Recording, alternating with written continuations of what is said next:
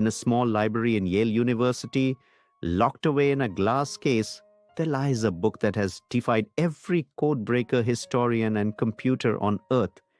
Over 600 years old, 240 pages long, filled with hand-drawn plants that don't exist, stars that don't match our sky, and naked women floating through strange green pools. No one knows who wrote it. No one knows why. And no one, not even AI, can read a single word. This is the story of the Voynich Manuscript, the book that shouldn't exist, but does. Chapter 1, A Book from Nowhere.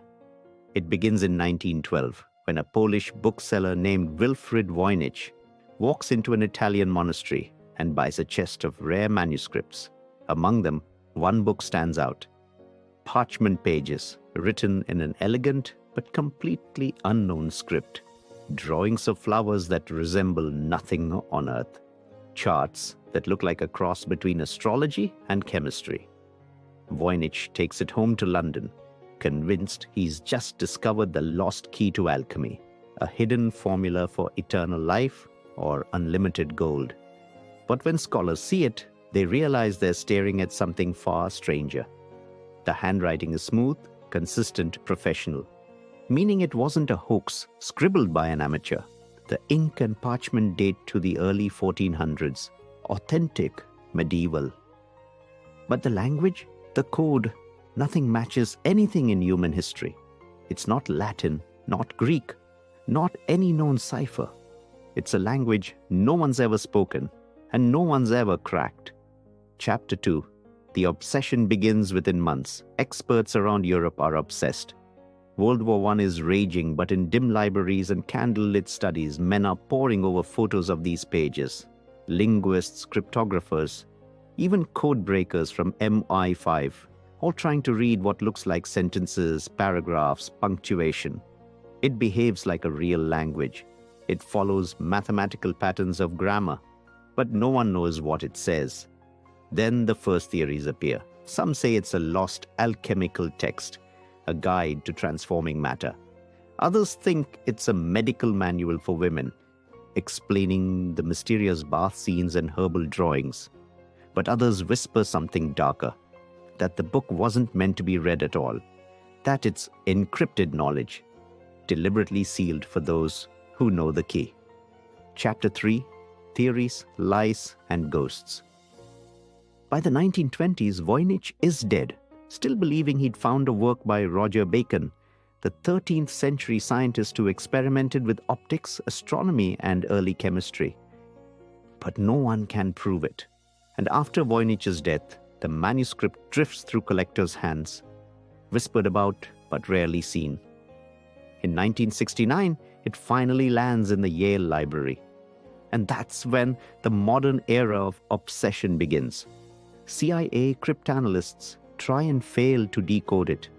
Top mathematicians run computer models. No luck. Linguists feed the text into algorithms. Still gibberish.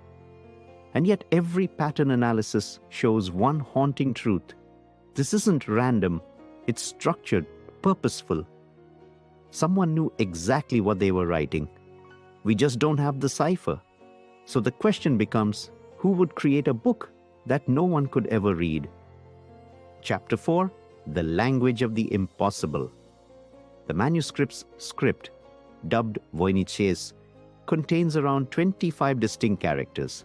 They repeat in patterns that mimic natural speech, but there are no recognizable roots, no borrowings from Latin, Arabic, or any known family.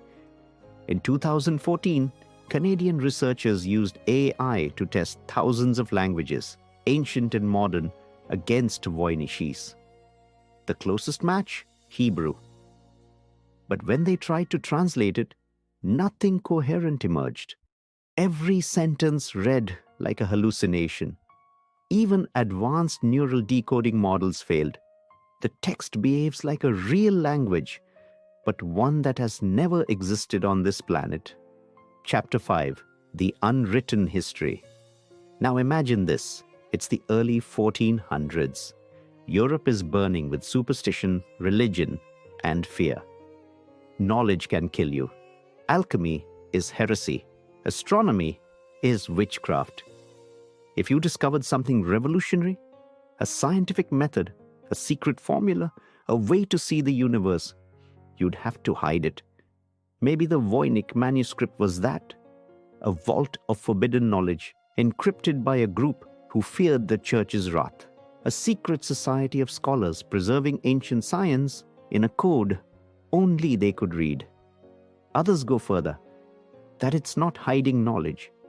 It is knowledge, a manual for communication beyond human comprehension, a message we simply weren't built to understand.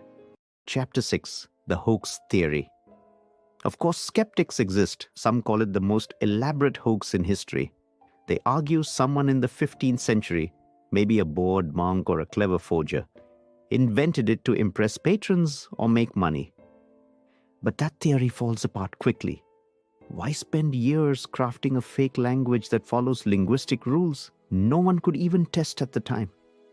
Why fill hundreds of pages with detailed illustrations that repeat botanical structures and astronomical logic with precision? If it's a hoax, it's a perfect one. Executed centuries before perfect was possible. Chapter 7, The Shadows Behind the Pages. There's another layer that few talk about. Who owned the manuscript before Voynich?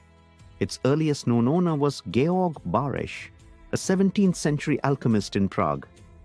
After him, it passed to Johannes Marci, a physician who sent it to a Jesuit scholar, asking him to decode it.